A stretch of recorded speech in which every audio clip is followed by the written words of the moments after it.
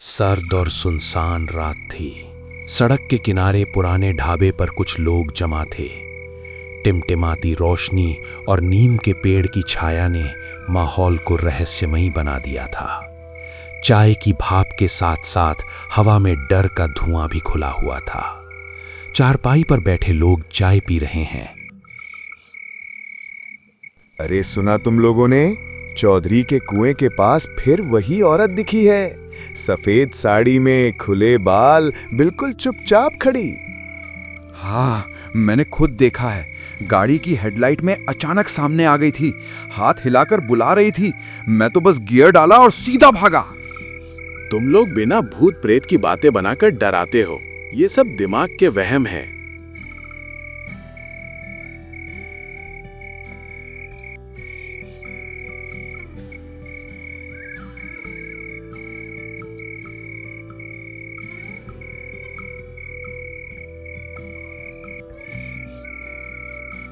काका, सबको वहम हो सकता है क्या? गांव में बुजुर्ग बताते हैं उस कुएं में पहले किसी औरत की लाश मिली थी।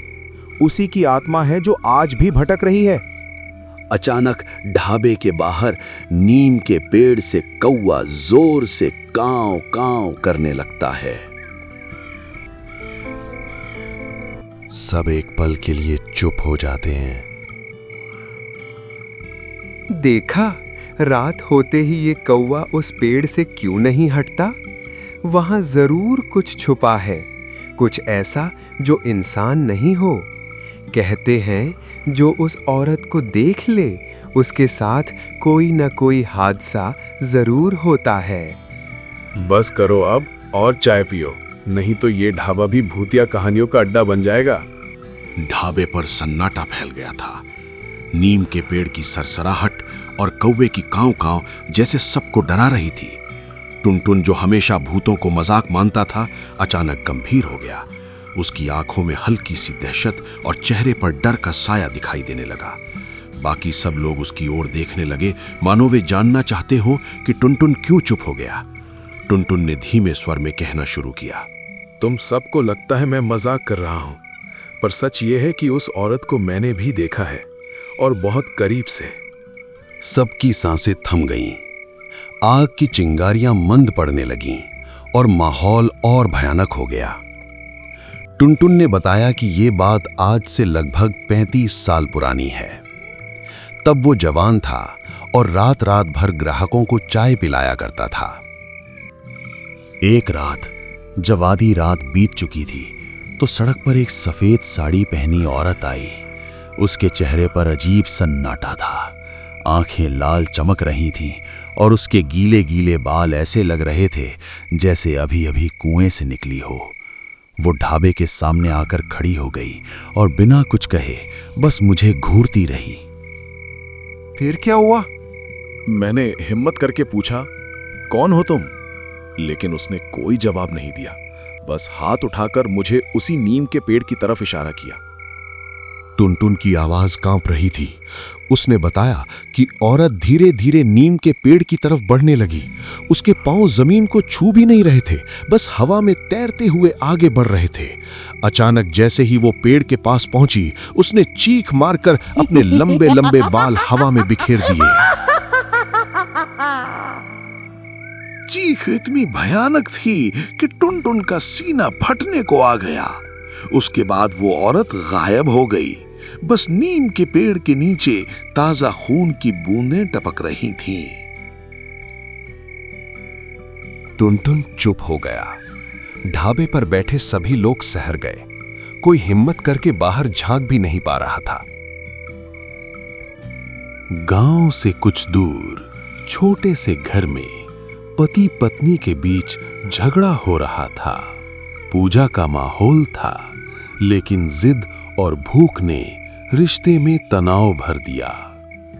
इसी झगड़े के बाद विनोद ढाबे की ओर निकल पड़ा, जहां भूतों की कहानियों की गूंज उसकी रात बदलने वाली थी।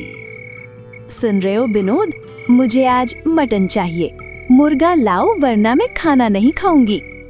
अरे सुन, आज से माँ दुर्गा की पूजा शुरू हो रही है। इस पावन समय में मांस खाना पाप है। सब लोग घरों में व्रत रखते हैं और तू कह रही है मुर्गा खाने को। हाँ तो क्या हुआ? मुझे भूख लगी है, मेरी इच्छा है। रोज रोज वही दाल चावल से मन भर गया है। तू चाहे कुछ भी कह ले, मुझे तो आज मटन ही चाहिए।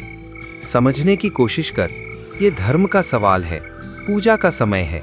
ऐसे में ये सब खाना ठीक नहीं। तुम्हें मेरी परवाह नहीं, पूजा पाठ ही सब कुछ है। मैं कह रही हूँ मुझे चाहिए, चाहिए मतलब चाहिए। ठीक है, तू जैसा चाहे कर।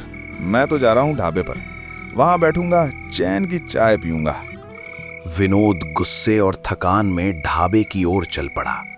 रास्ते भी नीम के पेड़ की छाया और ठंडी हवा ने उसके मन में हल्की सी घबराहट डाल दी। लेकिन ढाबे पर पहुंचकर जब उसने गांव वालों को भूत की कहानी सुनते देखा तो उसकी सारी बेचैनी धीरे धीरे डर में बदलने लगी।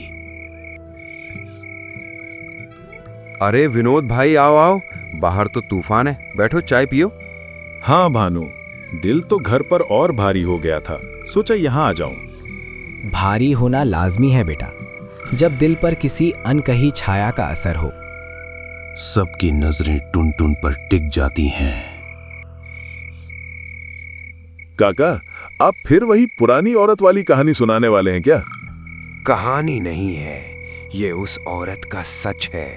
लोग कहते हैं वो आज भी इसी रास्ते पर भटकती है। विनोद चुपचाप बैठा, सब सुन रहा था। अजीब बात यह थी कि कहानी में जो औरत थी उसकी आदतें हूबहू उसकी पत्नी से मिल रही थीं। उसका मन कांप गया। उसे लगा जैसे रामलाल की बातें सीधे उसकी जिंदगी से जुड़ी हों। बरसों पहले पूजा के पहले दिन एक औरत ने अपने पति की बात नहीं मानी। उसने मां दुर्गा की आराधना के दिन भी मांस की जिद की। पति ने लाख समझाया पर वो नहीं मानी। और फिर सब लोग चौंक कर बाहर देखते हैं। ढाबे पर एक पल को सन्नाटा छा जाता है और फिर उसी रात उसकी चीखें खेतों से गूंजी। सुबह मिली तो अधजली लाश और आंखें अब भी खुली थीं। तब से लोग कहते हैं उसकी आत्मा भूखी है। पूजा के दिनों में वो किसी न किसी पर हावी हो जाती है। विनोद के हाथ कांपने लगे।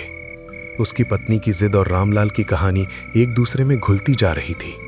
उसके मन में डर बैठ गया, कहीं ये सब संयोग नहीं, संकेत तो नहीं।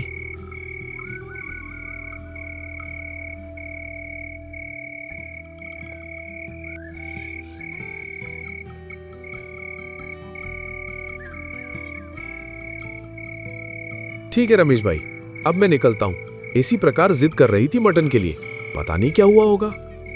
ठीक है विनोद भाई, तुम जाओ, पर याद है ना, कहानी का सच तो ठीक से ही जाइएगा।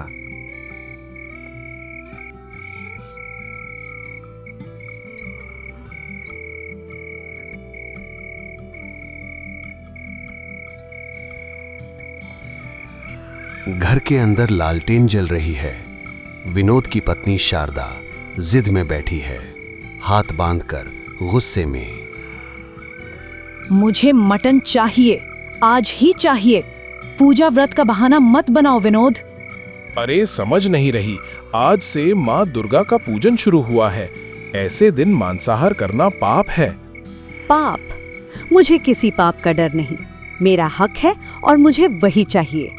विनोद हैरान था। शारदा की आंखों में अजीब सी चमक थी, जैसे कोई और उसके भीतर बोल रहा हो। वो अकेली नहीं थी, उसके चारों ओर एक अनदेखी परछाई मंडरा रही थी। विनोद के बूढ़े पिता लाठी के सहारे अंदर आते हैं। विनोद समझ गया था कि उसकी पत्नी नहीं, वही चुड़ैल बोल रही है जिसे मटन खाना था। क्या विनोद अपनी पत्नी को बचा पाएगा या अगला शिकार वही बनेगा? जानने के लिए देखिए पार्ट 2 कल रात ठीक 8 बजे, क्योंकि इसके बाद जो होगा उसे देख के विनोद की रूह कांप जाती है। चलिए विदा लेते हैं, मिलते हैं कल ठीक 8 बजे। शुभ रात्रि।